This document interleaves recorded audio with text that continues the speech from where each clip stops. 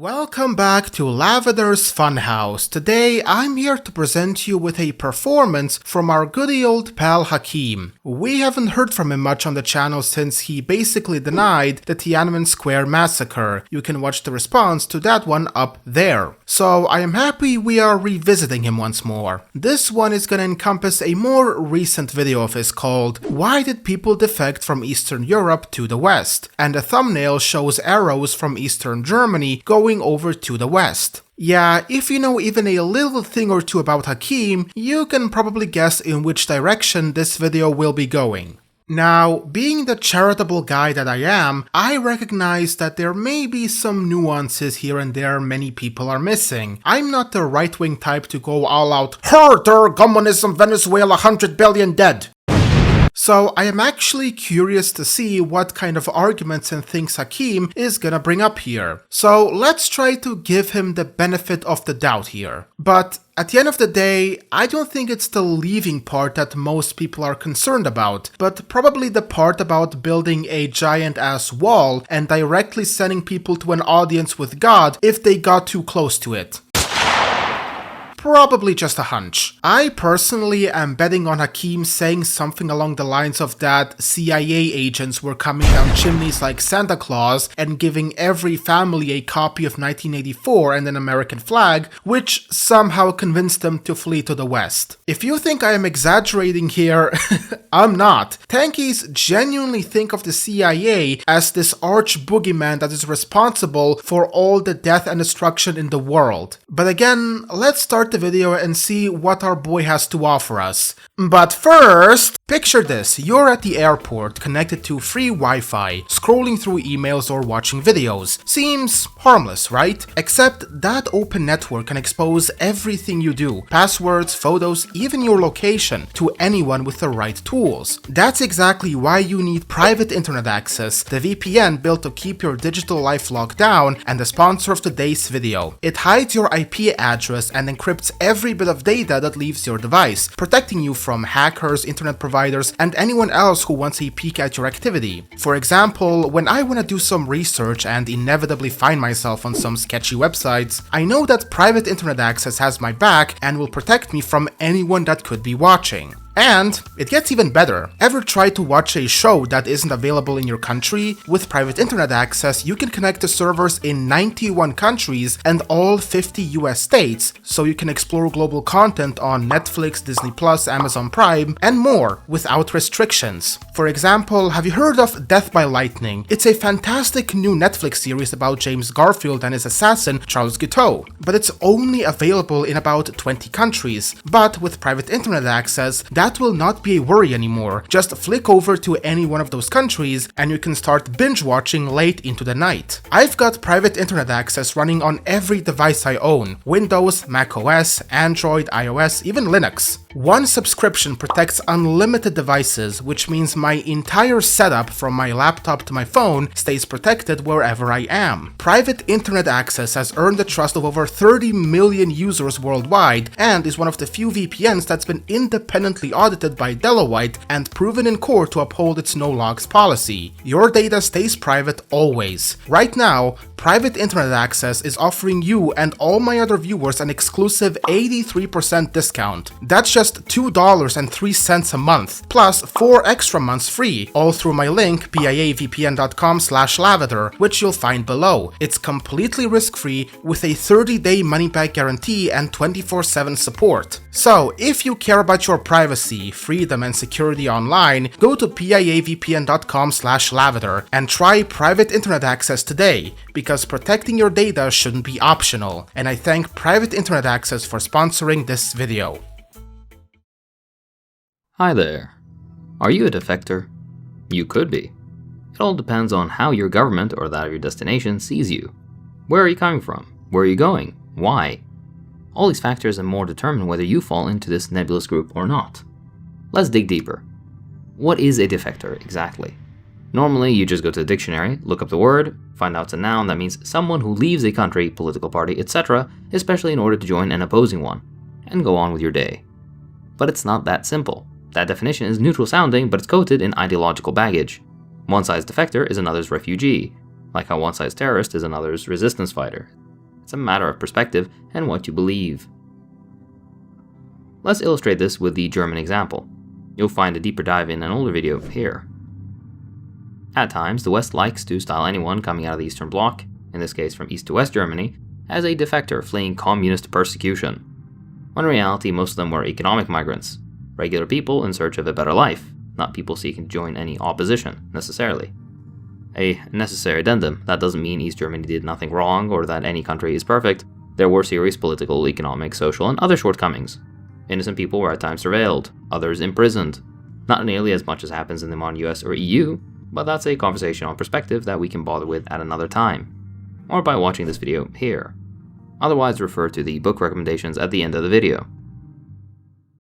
Not nearly as much as the United States and the EU, citation needed? Like, to just illustrate how absolutely stupid this point is, let's compare the Gestapo of Nazi Germany and the Stasi of Eastern Germany. At its peak, the Gestapo had between 35 and 40,000 employees and agents watching over a country of 80 million. Now, the DDR had a population of about 17 million. So, try to guess how many employees and agents the Stasi, the secret police of Eastern Germany, had.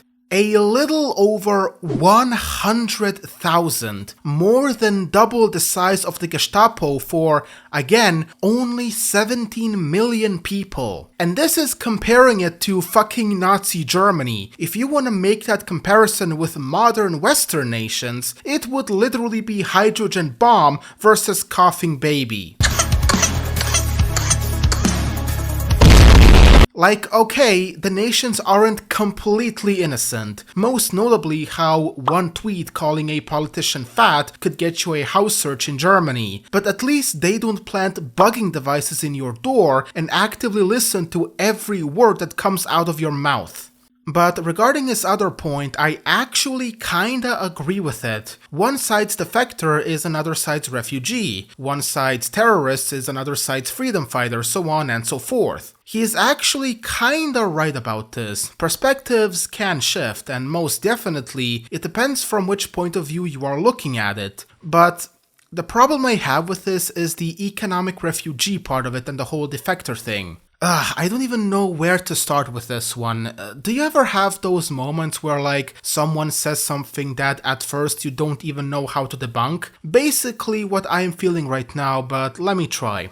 I mean, yeah, it is a matter of perspective, to a degree, call it what you like, but I would say there is a big difference between an economic migrant and what we would call a defector. An economic migrant is leaving to find a better job elsewhere with higher salaries and better benefits compared to their current location. And if things, for example, improve in their homelands, they may even consider coming back. It's a matter of, do I have better economic opportunities in place A or place B, you know? Defectors, on the other hand, are the ones who are fleeing not just for economic reasons. It is perhaps one of them, but definitely only one of the factors. Other reasons could include things like personal freedoms, politics, repression, being killed, among other reasons. I believe there is a big difference between someone from the Balkans migrating to the West to find a better job and a North Korean who risked literally everything, including his own life, to escape the clutches of the regime. The stakes are so much higher, and people don't just flee them due to economic issues. Say what you want about nations like Libya, Somalia, Pakistan, Afghanistan, Mexico, but they are not erecting giant walls to prevent their citizens from leaving. You don't want to live in Mexico and want a job as a construction worker in the US? Sure, go ahead. The Mexican government has no problem with it, but the US most certainly does. Are you getting what I mean?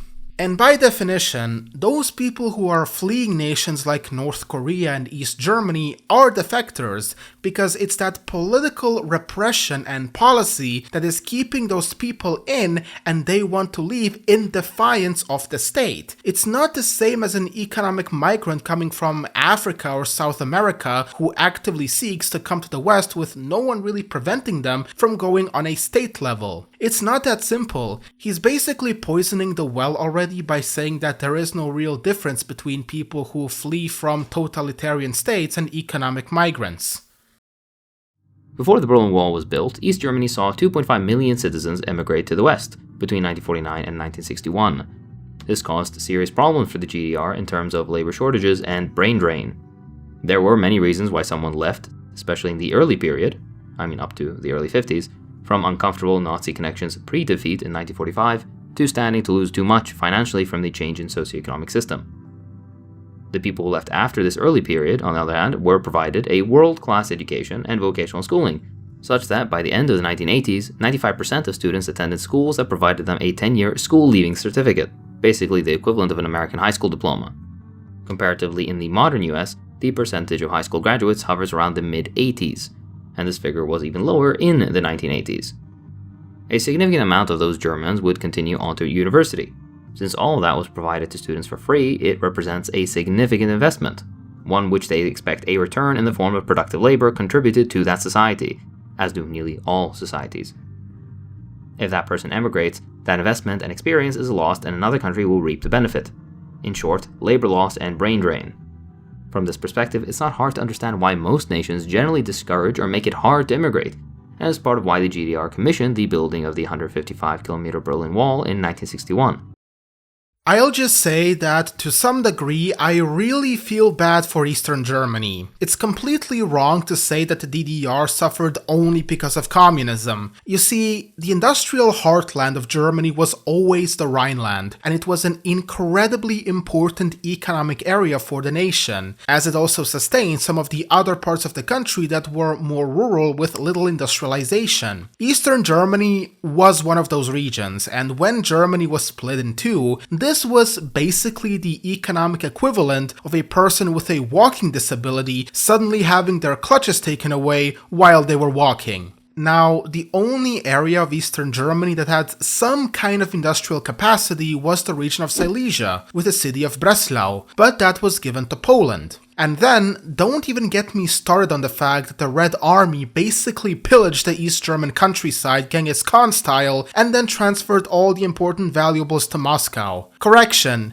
This is the economic equivalent of pushing a guy in a wheelchair towards an oncoming truck. I'm gonna help this wheelchair. So yeah, Eastern Germany most definitely deserves some sympathy. They had to build up their industrial economy completely from the ground up. And the first 20-25 years were horrifically rough. It was only around the mid-1970s or so that things kinda started improving. Communism most definitely didn't help, but I would strongly argue that communism prolonged the problems, but it wasn't the source of the problems themselves. So to some extent, I can understand why they would erect a wall and rely on those brutal measures to keep people in. They could never compete with Western Germany on an economic level, and if the border stayed up, the overwhelming majority of young people would flock to the West, which would just make the situation worse. But I would not go quite as far as to say that it was okay or even justified for them to shoot at their own people like that.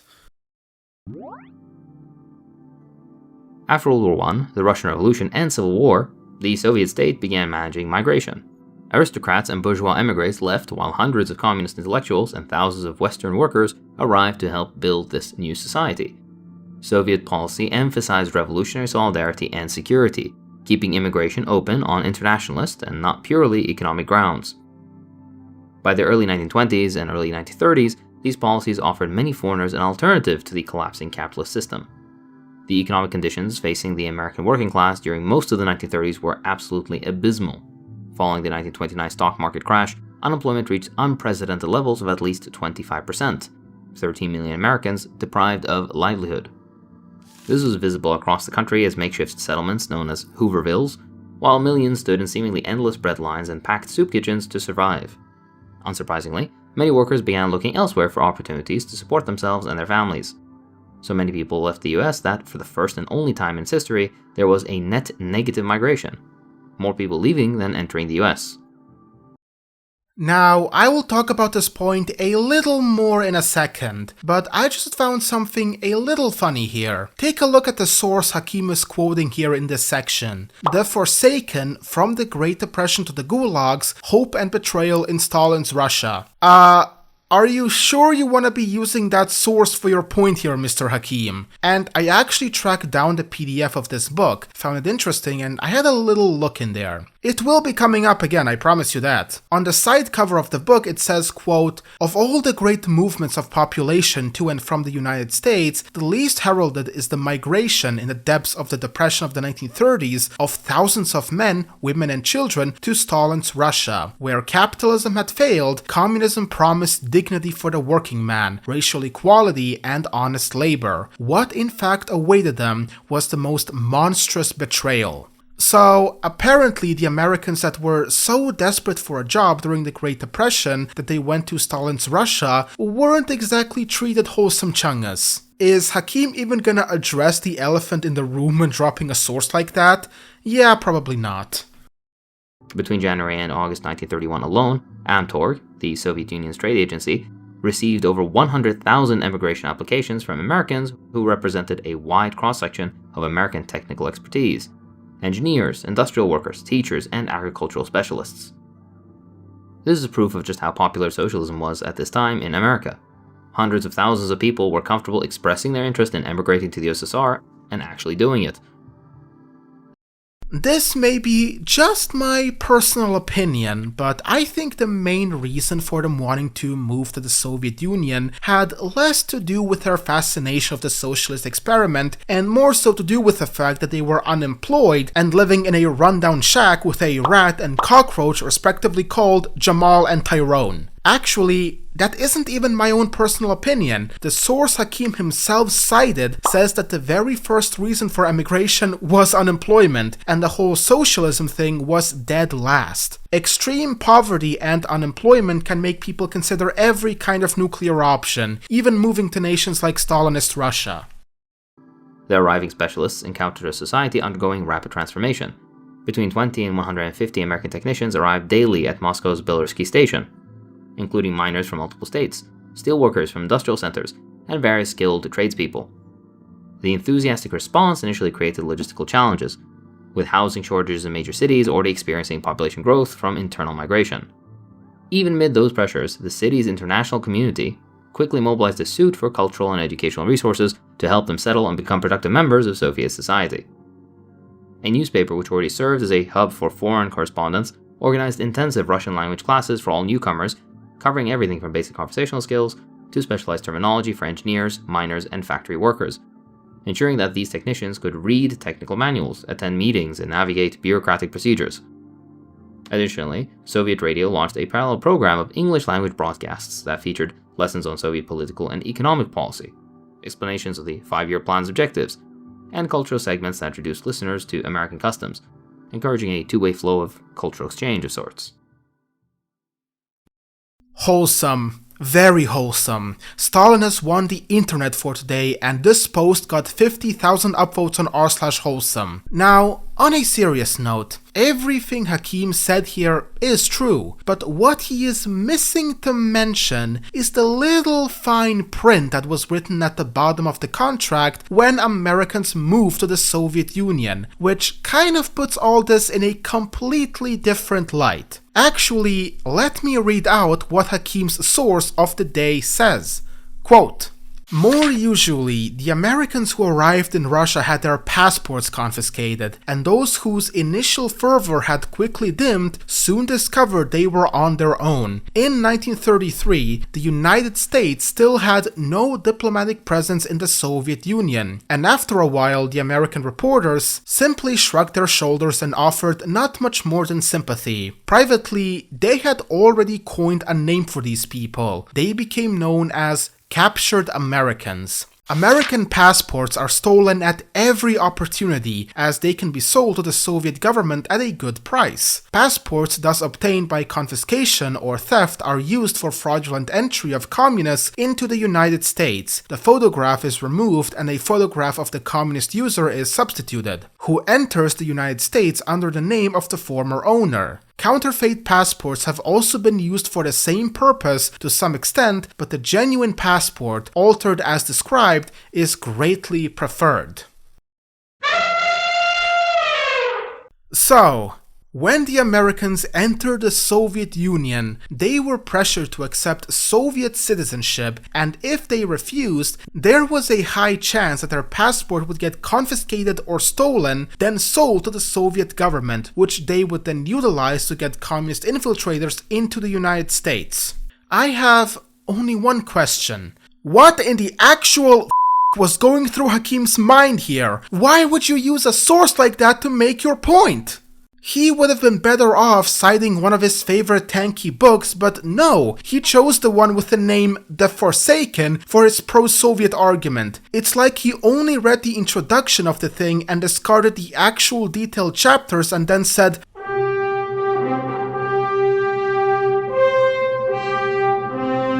actually, it's not like. Every single text he shows on screen as a source comes from the first 2 chapters of the book, which in total make up only around 20 or so pages. And it talks about the positive and hopeful arrivals of the American immigrants. It's only later that the book actually gets into the nitty-gritty stuff, and there is a lot of it, as you can see if you pause and read the chapters. Like, unironically, how did this happen? At best, this is major negligence, which I kinda doubt because the title of the book itself implies that it's more of a negative character. This is like me trying to argue that the Japanese treated Chinese people fairly during World War II with a source titled, "Japan slaughtered every man, woman, and child they came across." Back to East Germany, they conceived of and built the Berlin Wall as a defensive response to what is characterized as sustained Western economic warfare, espionage, and military provocation. Since this is from East Germany's perspective, I'll be using the German abbreviations DDR.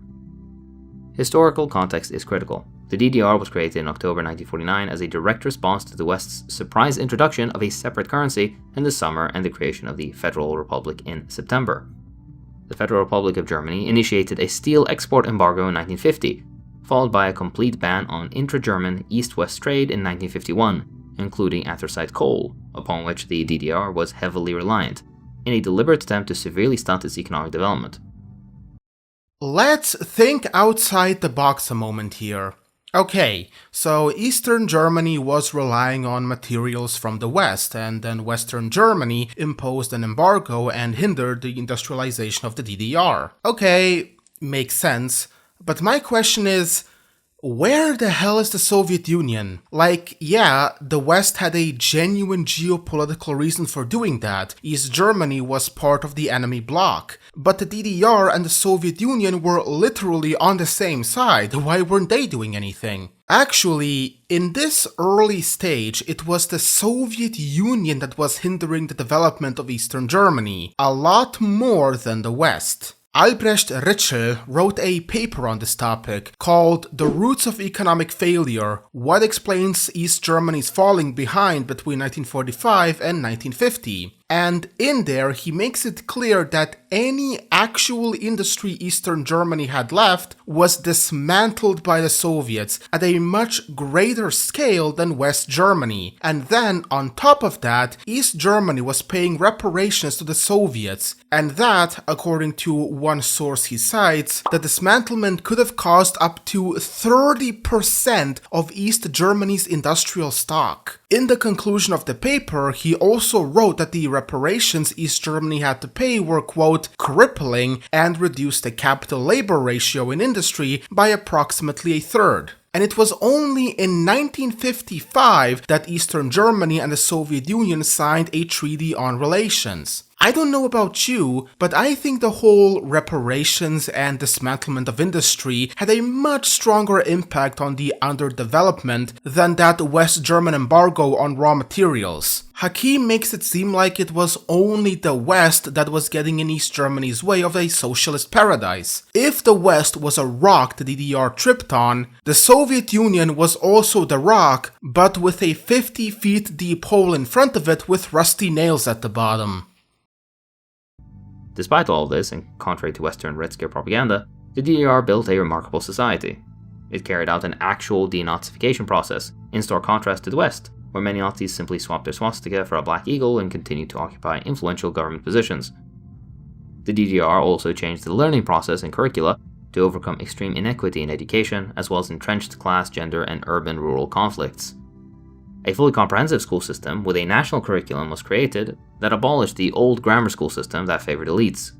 The vast majority of children completed 10 years of schooling, and every student who graduated from the school was offered apprenticeship training. Special worker and farmer faculties provided access to courses for those without basic qualifications. School books were free or heavily subsidized. All university students received grants and heavily subsidized accommodation, which fostered a more egalitarian society with much less wealth disparity. This polytechnical education linked schools and workplaces and strengthened the sense of community by having them be interconnected. Of course, the Constitution guaranteed free healthcare, including dentistry and medication, as well as employment and affordable housing. Okay, great on East Germany for achieving those things, but they were nothing new. West Germany already had all of that. In fact, this thing about connecting work with education was literally pioneered in the years of the German Empire, and it was called then, as it is today, the Ausbildung, or apprenticeship in English. He is making it look like East Germany invented this revolutionary new educational method when that method already existed and was practiced more than 50 years ago. West Germany also had primary schooling up to 10 years and also many scholarship opportunities. Like, again, good on East Germany for managing to reach that point, but it was nothing revolutionary. The West already had all of that. However, the ruling circles of West Germany, whose so-called miraculous economic rise was substantially fueled by an influx of highly skilled labor from the East, could not tolerate the existence of a socialist state. Their official policy was the eventual annexation of the DDR, and the intensity of the efforts to disrupt it are indicative of that.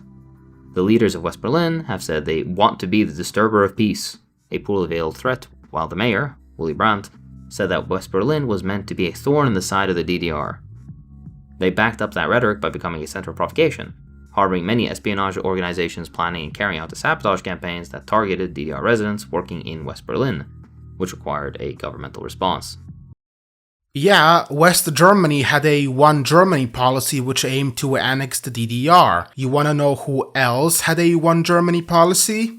Can you guess? You won't believe it, but East Germany had it as well. Both East and West saw themselves as the quote-unquote rightful Germany, and that naturally meant seeing the other as a rival which needed to be brought to heel. They were both trying to sabotage the hell out of the other. There is nothing inherently wrong here. Whatever the West did, the East did as well. Broadly speaking, this is called brain drain, and its economic consequences for the DDR were catastrophic. Between 1949 and 1961, as mentioned, more than 2.5 million citizens left. Annual losses rose from 143,000 in 1959 to 199,000 in 1960. That year also saw nearly 700 doctors, 300 dentists, and over 2,600 engineers depart, costing roughly 3.5 billion marks at the time. DDR propaganda of the era framed these departures as an act of political and moral depravity. The reality, however, was classic economic migrants attracted by higher salaries and consumer goods for a better material life. Okay, there's something here I just don't understand. Hakim says here that they left for West Berlin for a better quality of life. Sure, but I don't get the point of then going on that tangent back there about how the DDR granted good education, job after graduation, free healthcare and dental work, blah blah blah. If all of that is true, and DDR citizens received all these benefits, why would they try to go over to West Berlin in the first place? You can't have your cake and eat it at the same time, Hakim. Either the DDR economy was sabotaged by the West and that is why things weren't going so well, or things were actually fine and dandy. You can't have both. So I really don't see why those points about the DDR had to be brought up, because immediately after you contradict yourself and say that people were leaving for better economic opportunities. It did, however, allow the DDR to stabilize its economy and continue peaceful development. It contained espionage centers, fascist soldiers associations, and currency racketeers. Travel restrictions were in place, in part due to a critical shortage of foreign currency and further brain drain that I discussed earlier. Nevertheless, between 1961 and 1989, the DDR did grant official permission for more than 430,000 people to move to the West. Some people did try to cross over illegally, and some tragically ended up dying in the process. As much of a tragedy as that is, though, more people die every single year at the US-Mexican border than died at the Berlin Wall for its entire history. That fact, though, isn't widely known because it isn't ideologically convenient the way the Berlin Wall is. It will be a cold day in hell, literally a cold day in hell, before Hakim goes one video, a single video, without going, "But guys, what about America?" And FYI, those two are not comparable in any way. Mexicans die trying to get into the United States. The US doesn't want them in. Eastern Germans, on the other hand, were trying to get out of the DDR. The DDR did not want them to leave. West Berlin didn't have patrols and towers gunning down every East Berliner that tried to cross. America is basically telling the guy to stay away from his property, while the DDR is keeping the guy locked in the house with no way out, even if he wants to leave. Completely different situations, and trying to compare them in any way is laughable. But I will say, the other point he brought up is a bit interesting. Alright, 400,000 people were allowed to move from East Berlin to the West with DDR authorization. He might actually have something here for his thesis, but as always with Hakim, the devil is always in the details. So I tracked down the source he cited and found the thing as on screen, and that one was giving another book as a source, so I tracked that one down and had a peek inside. Source-wise, everything seems to be in order, but that's when I realized something. It's not definitive, but I'd wager it is a very strong possibility.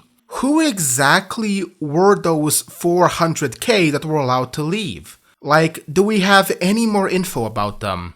Hakim already made it very clear that the wall was built to keep the young working people in and to prevent more brain drain. But there is one group to which this doesn't apply, and in fact the DDR would benefit from them leaving. They are currently the biggest enemy for Zoomers worldwide. You know them, you love them, pensioners.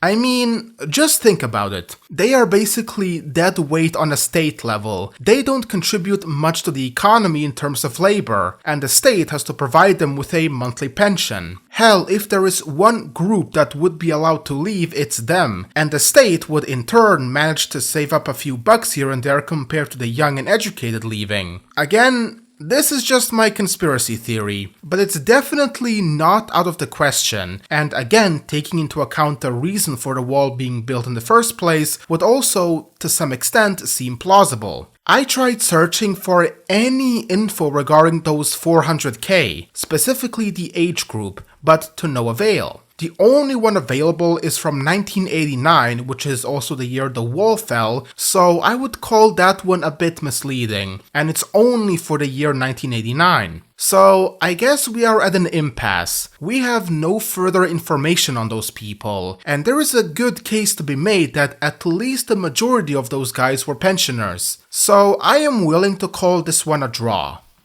I think I'm gonna end this one here. He spends the rest of the video again crying about America and the West, how ICE is ruining the lives of Latinos in the United States. You get the point.